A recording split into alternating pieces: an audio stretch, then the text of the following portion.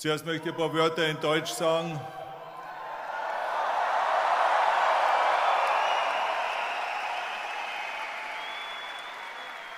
Ich bin sehr glücklich, hier in München zu sein, weil München ist für mich eine sehr wichtige Stadt.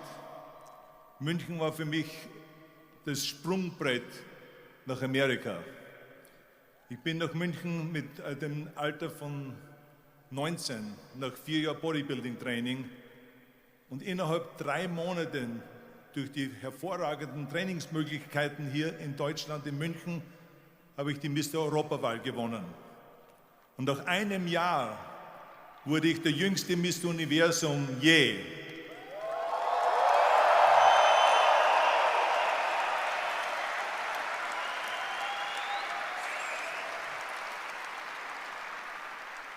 So, meine Karriere, meine internationale Karriere hat hier in München begonnen. Und das werde ich nie vergessen. München ist eine der schönsten Städte in Europa und ich liebe immer nach München zurückzukommen. I'm here to talk about success, right? And the way we have set it up is that I'm going to talk about my first 3 rules right up here on stage, and then I'm going to sit down with Jürgen, and he's going to talk to me about the last 3 rules, because there's 6 rules basically that I always have laid out that are the rules of success. Now let me get right away to the first rule of success. The first rule of success is to have a vision. You see, if you don't have a vision of where you go, and if you don't have a goal where you go, you drift around and you never end up anywhere. It's like you can have the best ship in the world, you can have the best airplane in the world. If the pilot or the captain doesn't know where to go, it would just drift around. It would not end up anywhere, or most likely in the wrong place. So I was very fortunate that I stumbled onto my vision. I mean, as you know, I was born in 1947 in Austria after the Second World War. And I didn't really like Austria when I grew up. I couldn't wait to get out of there. I couldn't see myself becoming a farmer or a worker in a factory or anything like that, even though my parents wanted me to stay there and have a normal life. My father wanted me to become a police officer like he was. My mother wanted me just to stay there and marry a girl with the name of Heidi, hopefully, and have a bunch of kids and run around like the Van Trapp family in The Sound of Music. But that was their vision, not mine. My vision was totally different. I felt that I was born for something special, for something unique, for something big. So I was searching.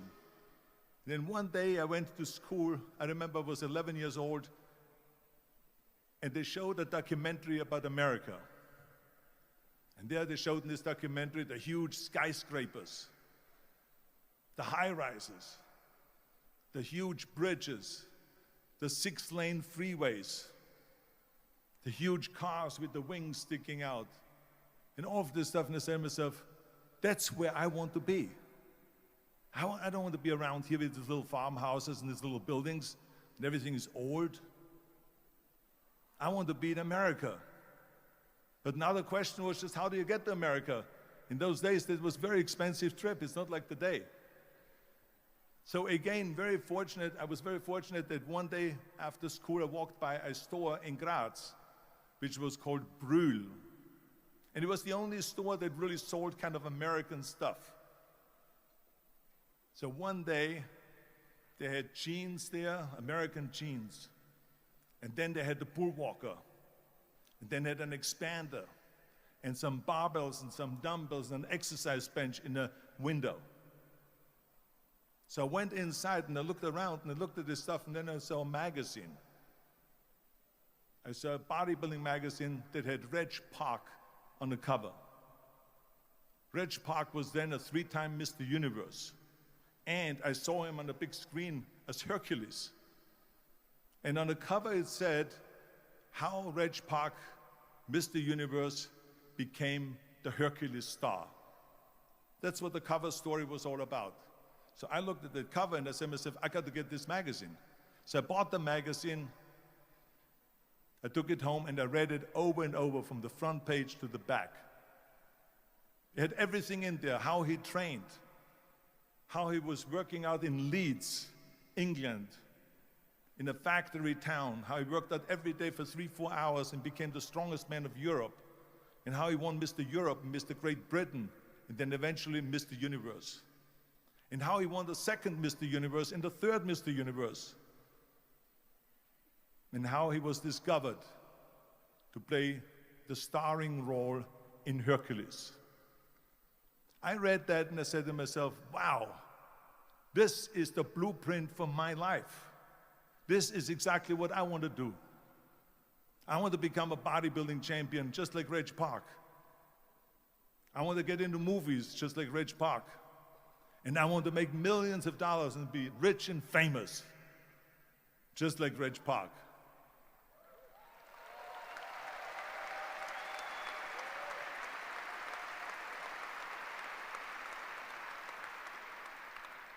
Do you know how great it felt that I knew where I was going? Imagine the majority of people don't know where they're going. I knew where I was going, that I'm going to become this bodybuilding champion just like him. So it was just a question of how do you do it? I was so relieved because when you have a goal, when you have a vision, everything becomes easy. Because remember that in America, for instance, when you study, you will see the percentage of people that like their jobs.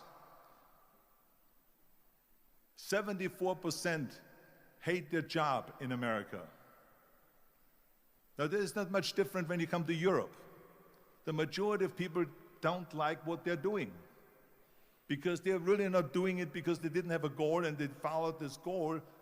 They just aimlessly drift around, and then all of a sudden there's a job opening, so they get that job because you have to work.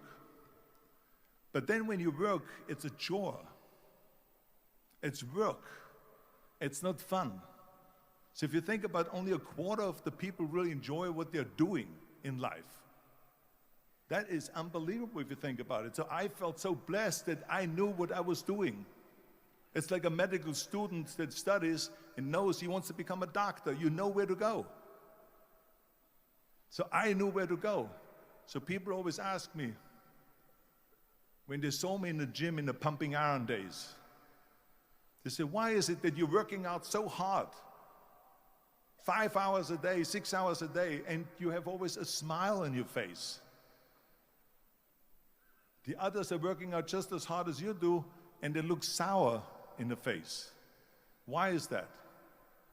And I told people all the time, I said, because to me, I'm shooting for a goal.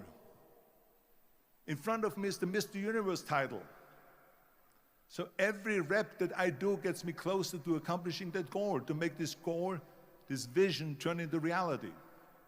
Every single set that I do, every repetition, every weight that I lift will get me a step closer to turn this goal into reality. So I couldn't wait to do another 500-pound squat. I couldn't wait to do another 500-pound bench press. I couldn't wait to do another 2,000 reps of sit-ups. I couldn't wait for the next exercise, for the next half hour of posing and all the kind of things that you have to do to be a champion.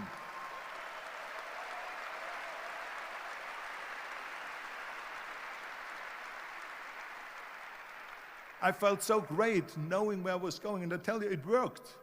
I mean, think about it. And I was just not visualizing just my exercise, but I was really lifting the trophy over my head. That's what I was thinking about.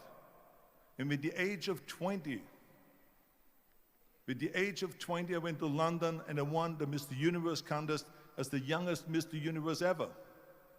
And it was because I had a goal.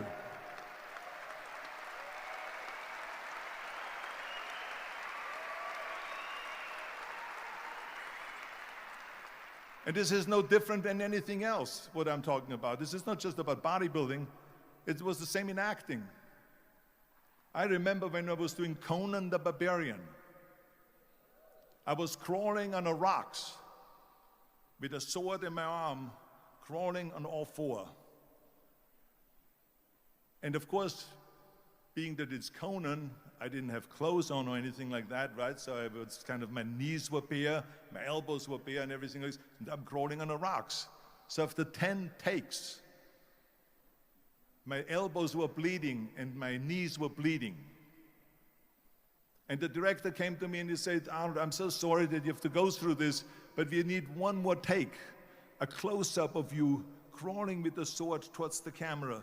Can you handle one more take? And I said to him, I don't know what you're talking about. He says, I'm totally fine. He says, but you're bleeding. I said, because I don't feel it, because I can visualize what the scene will look like in a film. And I'm so excited about this scene.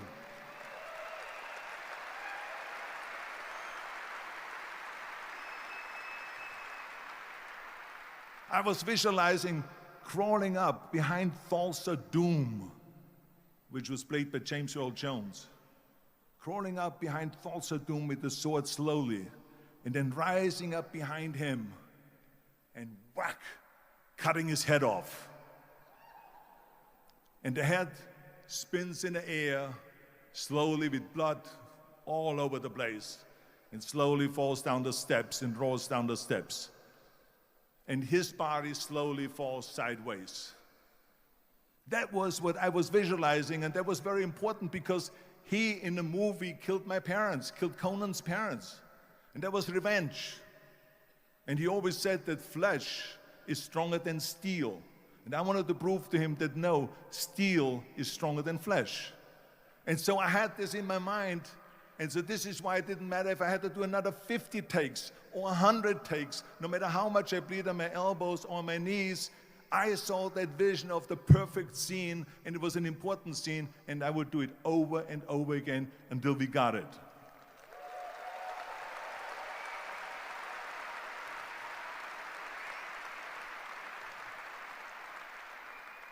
And the same thing is also in politics. I remember that in politics, I had a very clear vision that I will be the leader of California. That's as far as I could go because I was not born in America, so I could not run for president. So being the governor of the fifth largest state, I should say the largest state, the fifth largest economy in the world, was for me really the ultimate title, the ultimate accomplishment in politics. So even though people came up to me and says, why don't you go and run for something smaller, you're never gonna make it. I ran for governor, and then 2 months later, I became governor of the state of California. Again, because I had a very clear vision what I'm going to do with California. So let me tell you something, visualizing your goal and going after it makes it fun. You got to have a purpose no matter what you do in life. You got to have a purpose. So that's rule number one, have a vision. Rule number two is, don't listen to the naysayers. Don't listen to the naysayers.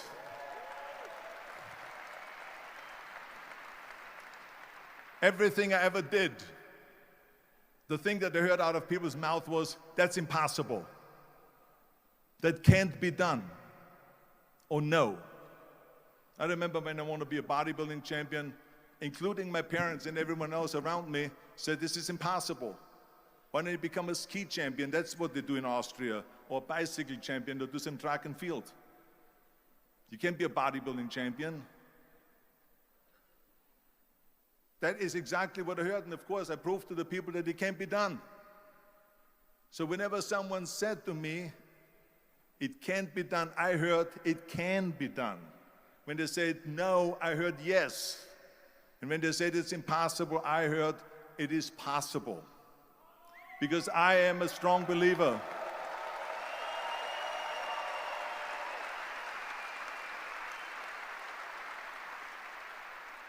I'm a strong believer of what Nelson Mandela said, that everything is always impossible until someone does it.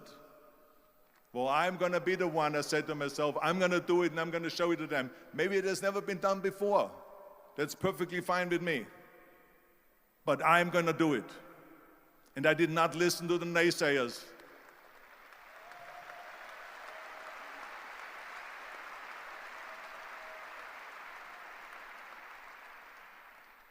The same was also when I went into, not just in bodybuilding, they said no. When I wanted to come to America, when I wanted to go to America, they said it's impossible. There's no money that you have to fly even over there. You have no money when you go over there to live with. And what do you think, they're going to wait for you? They have plenty of big bodybuilders over there. It was all no, no, and it can't be done, it's impossible.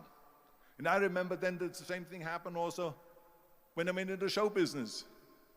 Can you imagine? I was now a bodybuilder. I weighed 250 pounds. I was Mr. Olympia 6 times. I was Mr. Universe 5 times, and Mr. World and Mr. International. I won 13 World Bodybuilding Championships altogether. And now I said to the agent, the Hollywood agent, I want to get into movies. He said, that's funny, Arnold. I asked a studio executive, I say, I want to get into movies. I want to be a leading man. He started laughing. So they all say it's impossible. I said, why is it impossible? He says, because look at how big you are. You weigh 250 pounds. Hercules bodies and muscular bodies weighing 20 years ago. 20 years ago, they did Machista and they did all these Samson movies and Hercules movies and stuff like that, but not anymore. Arnold, this is the 70s. Do you know the sex symbols today? It's Al Pacino. He weighs 150 pounds. It's Dustin Hoffman. He weighs 146 pounds. And guess who else is a sex symbol? Woody Allen. So imagine they're telling me now that those are the new sex symbols. So do you ever forget about it? And then they told me, this, and your accent, even if you reduce all your body weight and everything and have a normal body, your accent. I said, your accent, I mean, it will go give people goosebumps. With the German accent, it will get people the creeps. They will get scared. He says, no one in Hollywood ever has become a leading man that had an accent. Doesn't happen. People in America want to hear their actors talk like John Wayne, or like Burt Reynolds, or like Clint Eastwood. Not like someone on Hogan's Heroes or something like that, some Nazi movie. This is the kind of stuff that they heard. They said, no, you see, it's impossible. And plus your name who can pronounce Schwarzenegger or something like that. No one can pronounce that, so forget about it, Arnold. This is the kind of thing that I heard. Imagine, you go from studio executive to studio executive, from agent to agent, from manager to manager, and they all said exactly the same thing. Now that's very encouraging, isn't it? But you know something? I didn't give a shit. I didn't.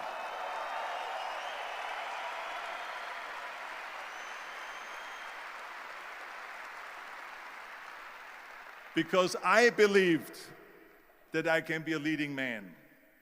I believed that I could be another Clint Eastwood, or another Burt Reynolds, or another Warren Beatty, or whatever those characters were, Charles Bronson, and so on.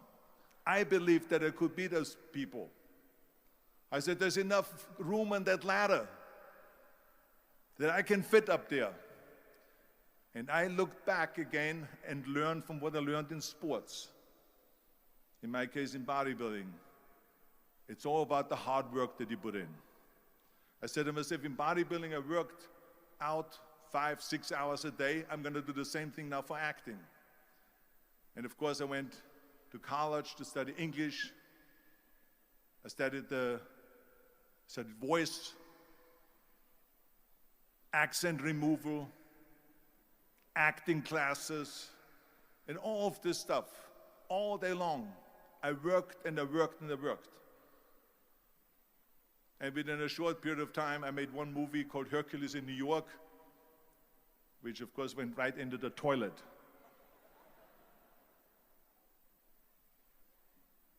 But it didn't discourage me. I still had the same vision. And then all of a sudden I did Streets of San Francisco. I did Stay Hungry and Pumping Iron and The Villain. And then all of a sudden I was asked by Dino De Laurentiis and by Universal Studio, the biggest studio, to star in Conan the Barbarian. And after I did Conan the Barbarian, the director at the press conference said to the press, the director was John Milius. He said to the press, if we wouldn't have had Arnold, we would have had to build one. So think about that.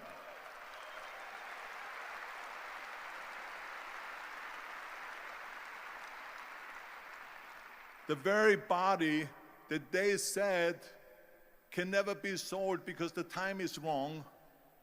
A few years later, I'm doing Conan the Barbarian, and it was the #1 hit at the box office when it came out in the summer of '82. Think about that. And the director says, if we wouldn't have had his body, we would have had to build one. So all of a sudden, my body became an asset, not a liability. And the same thing was with Terminator. After we were finished filming Terminator, Jim Cameron said to the press, if Arnold wouldn't have had that accent and talked like a machine, I think the movie wouldn't have worked. So think about that. The body and the accent that they attacked was an asset.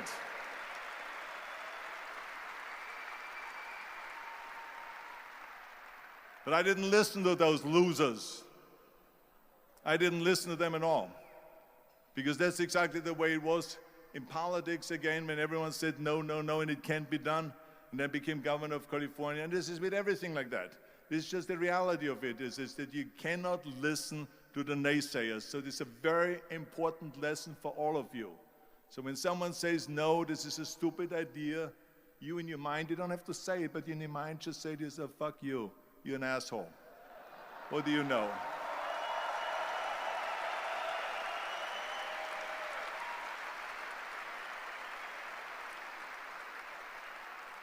If I would have listened to the naysayers, from bodybuilding to show business to politics, I would not be standing here today talking to you. I would be in Austria in the Alps yodeling. That's right. I will be in Austria, still left, yodeling. That's what I will be doing, exactly. So this is why I say don't listen to the naysayers. And the next thing, the third point that I'm going to make to you is, before we sit down with Jürgen and talk about the rest of the three, is work your ass off.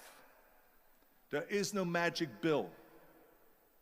There is no magic out there. You cannot get around. You have to work and work and work. I can tell you, I've watched the day for half an hour, Jürgen and his wife that put on this show, this great, great event here. They work their ass off to put this together. All year long, they work and they work and they work. This does not come together by itself.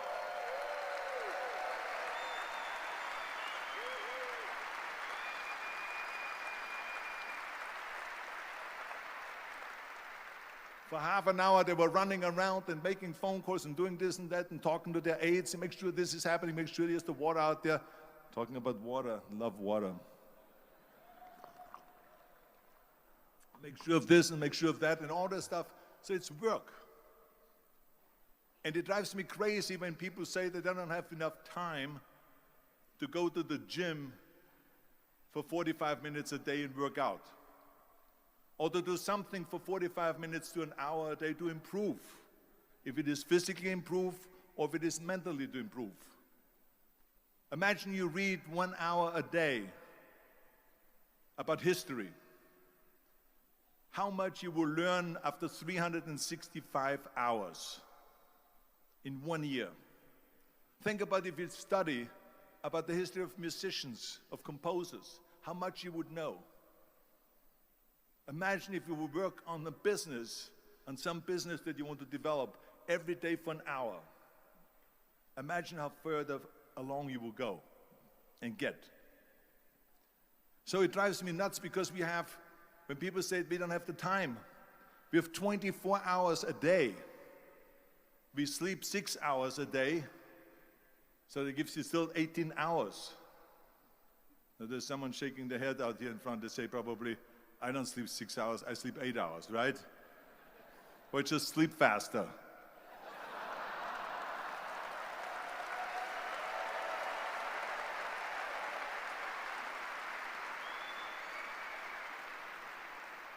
So we have 18 hours a day. The average person works around 8 to 10 hours. So let's assume it's 10 hours, so we have 8 hours left. Then you travel around an hour a day, maybe 2 hours a day. So now you have still 6 hours left. So what do you do with these 6 hours? What do you do with these 6 hours? Then we eat a little bit, then we schmooze a little bit,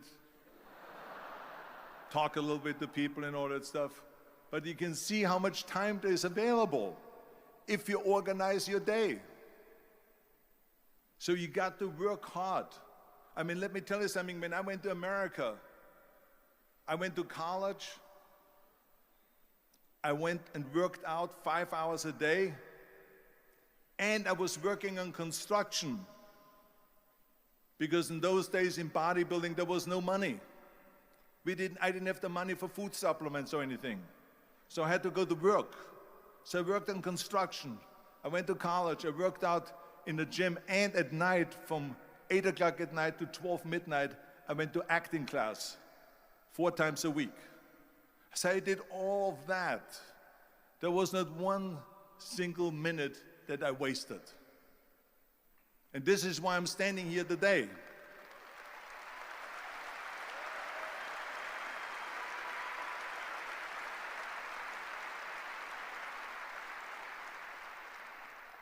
I became very friendly with Muhammad Ali in the 70s.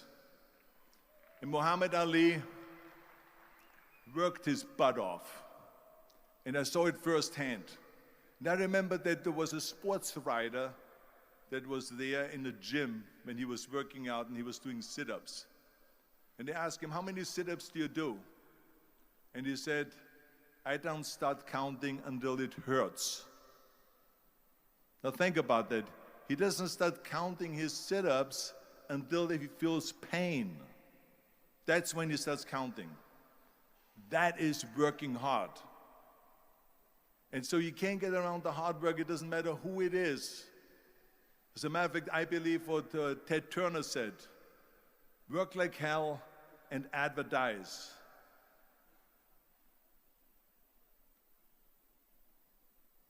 You get it? Work like hell. Go to bed and early to rise, work like hell and advertise. So you work your ass off and then you let the world know about your work. That's what it is all about. Let people know. If you have a company, if you have a movie, if you do a sports, work your ass off, but then advertise and let everyone know. So this is what it's all about. So anyway, so those are the 3 main rules that I have here for you today, right here. And then the rest of it we talk about when we sit down now. I think that Jürgen said he's going to pull out some chairs. Then we're going to talk about the other one, which is, of course... Okay. Ja, lieber Arnold, du hast uns jetzt 3 deiner Erfolgsregeln schon einmal mitgeteilt. Aber ich weiß aus verschiedensten Vorträgen, die ich von dir schon gesehen habe, dass es dann noch ein paar wichtige gibt, nämlich wie wichtig ist dieser Plan B, wo viele sagen, man braucht einen Plan B, man braucht einen Plan B, ein Plan reicht nicht aus, du musst auch auf Nummer sicher gehen. Was sagst du dazu? Well, I hate Plan B. And I tell you why. Because we have so many doubters, as I've said earlier, the no-sayers. We have so many of those people that say no, and you can't do it, and it's impossible. That is okay, because we just turn off, as I said earlier, and we listen and we hear the no being a yes. You can't do it, you can do it, and all of that. So that is possible to do that amongst all the negative people around you. But when you start doubting yourself, that's very dangerous. Because now what you're basically saying is that if my plan doesn't work, I have a fallback plan, I have a plan B. And that means that you start thinking about plan B, and every thought that you put into plan B, you're taking away now that thought and that energy from plan A. And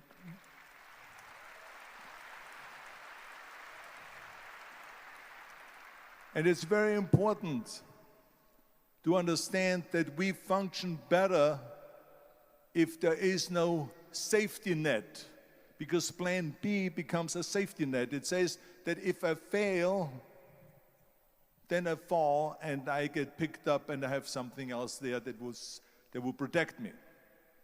And that's not good, because people perform better when there's no safety net. People perform better in sports and everything else if you don't have a plan B. I'm telling you, I've never ever had a plan B. I made a full commitment that I'm gonna go and be a bodybuilding champion. I made a full commitment that I'm gonna be in America. I made a full commitment that I'm gonna get in the show business and I'm going to be a leading man. No matter what it takes, I will do the work. I will do the work over and over and over until I get it. And the same was in politics, in everything like that. So to me, it is very dangerous to have a plan B, because you're cutting yourself off from the chance of really succeeding. And the reason, one of the main reasons why people want to have a plan B is because they are worried about failing. What is if I fail, then I don't have anything else? Well, let me tell you something. Don't be afraid of failing, because there's nothing wrong with failing. You have to fail in order to climb that ladder. There's no one that doesn't fail.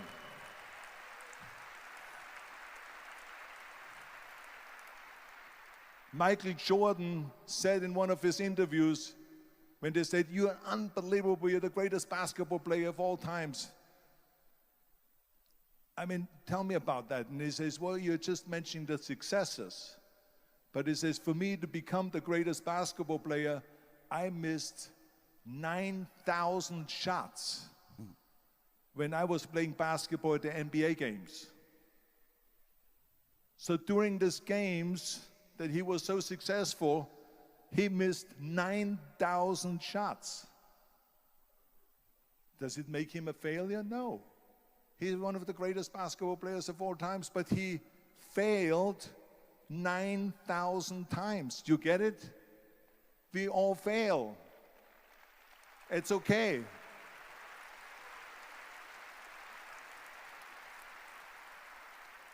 What is not okay is that when you fail, you stay down. Whoever stays down is a loser. And winners will fail and get up, fail and get up, fail and get up. You always get up. That is a winner. That is a winner. I failed in bodybuilding. I lost bodybuilding competitions. I lost powerlifting competitions. I lost weightlifting competitions. I had movies that went in the toilet and that were terrible and got the worst reviews. And in politics, I remember I had many of the initiatives on the ballot, and we lost. My approval rating in California went down to 28%, and then it went back up again, and I won again the governorship. Hey, we all lose.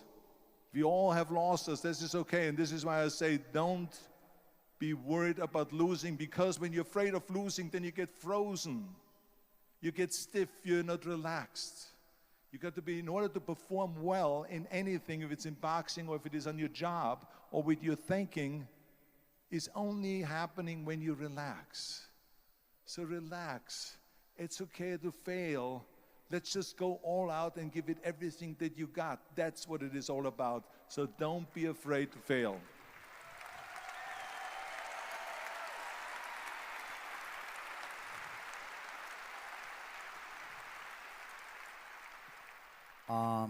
My wife Kirsten and I, we have a foundation and build up schools in Africa for poor children. So because I think it's very important when you are successful to give back to the society, give back to the world. What is your opinion to this? I absolutely agree, and I think this is one of my 6 rules to success. You can only feel complete as a person if you think about what can you do for your fellow member around you that maybe needs help. I felt like that everyone has a different motivation, why you get into that. I was an immigrant going to America, and I saw how America was the most generous country in the world. I mean, they opened up their arms to me, they helped me, they invited me for Thanksgiving dinner, the people. They brought me, the bodybuilders in the gym brought me plates to my apartment because I had no plates, I had no silverware, I had no bedware, I had no pillows, I had no blanket, I had no TV, I had no radio, I had nothing. They brought it to my apartment. They helped me. And I saw that firsthand, this generosity in America. And I said to myself, as an immigrant that is being embraced with open arms, that I need to go and make sure that I give something back. Because I started thinking about how did America become such a great country? How did America become such a generous country? Well, I look back in history and I realized that people have fought for America, and people have died for America, and people have suffered for America. And so it's my job now to contribute to keep it as being the #1 country in the world. And this is when I started feeling obligated, and I said to myself, so what can I do? I'm a bodybuilder, what can I do? Well, then I realized when I saw Special Olympics that I can help and train Special Olympians. And so we started getting involved in Special Olympics, and in no time, I proposed to them to start powerlifting in Special Olympics, to have deadlift, which was a safe thing to do, and to have bench press, which was a safe thing to do. And it became the #1 sports in Special Olympics, powerlifting. They always have a packed hall of 5,000 people. And I became the national trainer and the international trainer of Special Olympics.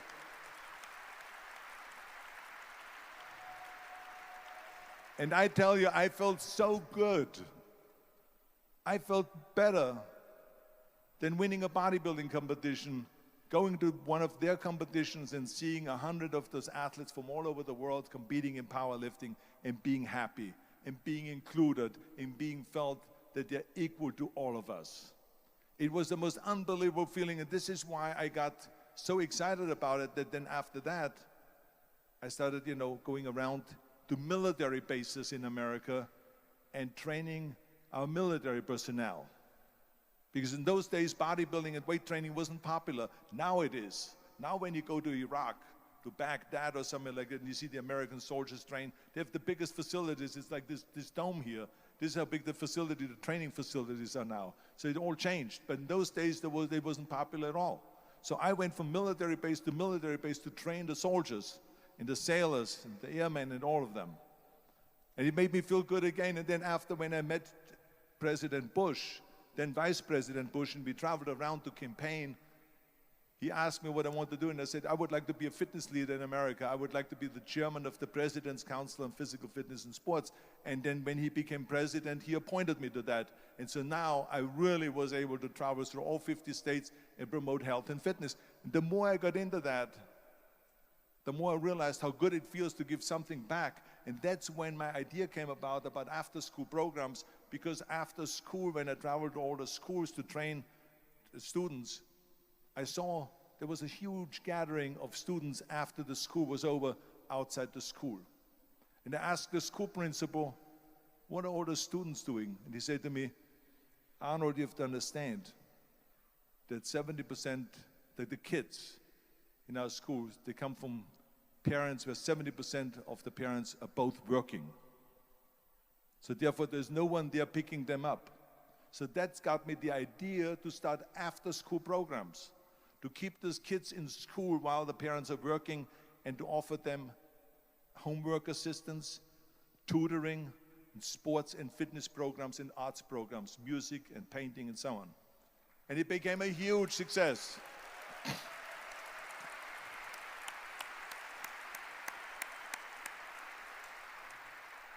So as you know, it becomes addictive.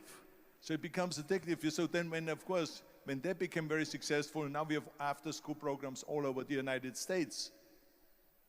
Then, of course, when 2003 happened, where there was a governor's race in California, I said to myself, now is my chance to jump in there and to really give everything.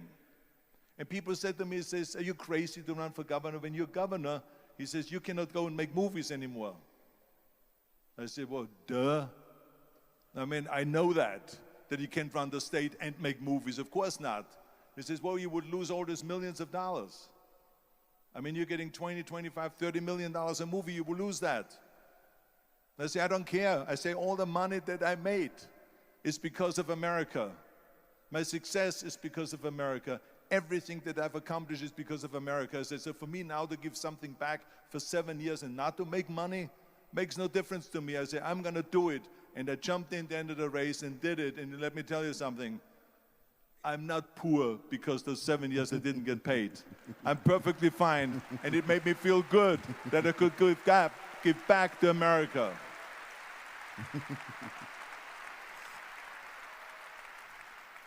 Arnold, I have told the people here today that my opinion is it is very important to learn lifetime. Don't stop in learning, go on, go forward. And what do you think about learning? What do you think about to have a coach? Is it important to have a coach? Is it important to have someone who can tell you what you are doing, who can help you? What is your opinion to this? Well, I think that every day we are benefiting from someone helping us. That's why I said earlier, there's no such thing as a self-made man. I mean, when you think about it, you're born and you need your parents to raise you. You need your teachers to teach you. You need your coaches to do sports. And so when I think about back of the people that helped me, as a matter of fact, one person, where's my friend here, Albert Bussek? Is he sitting here somewhere? Where is he sitting? Albert Bussek, come on out here for a second. Come on out here for a second.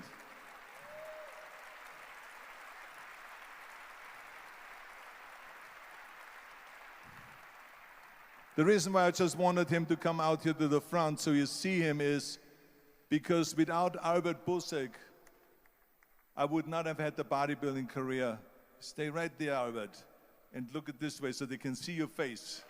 Exactly.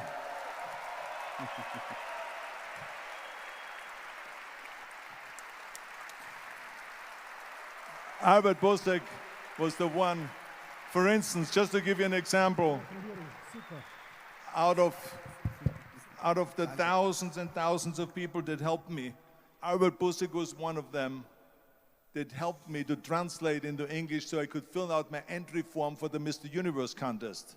And then he flew with me to London to the Mr. Universe contest. He gave me the opportunity to come to Munich and to be the trainer in a gymnasium on the Schillerstraße 36. It was a fantastic gymnasium. He was an extraordinary friend that took thousands and thousands of pictures since then and helped me in every one of the competitions and everything, was a huge supporter. But this is the kind of people that you need. We need help. We need help.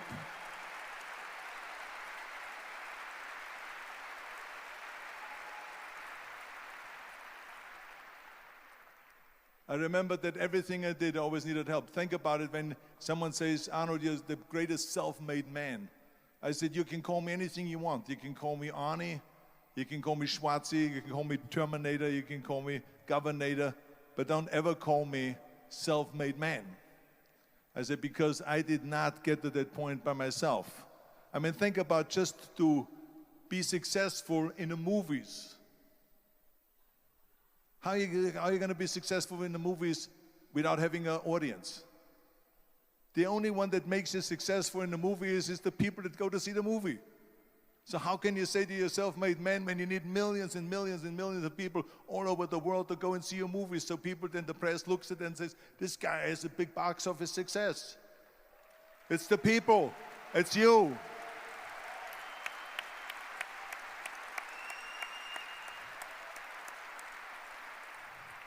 Imagine if Jürgen and I both think that we're self-made people and this hall right now is empty. No one here. Do you think this will be a successful conference?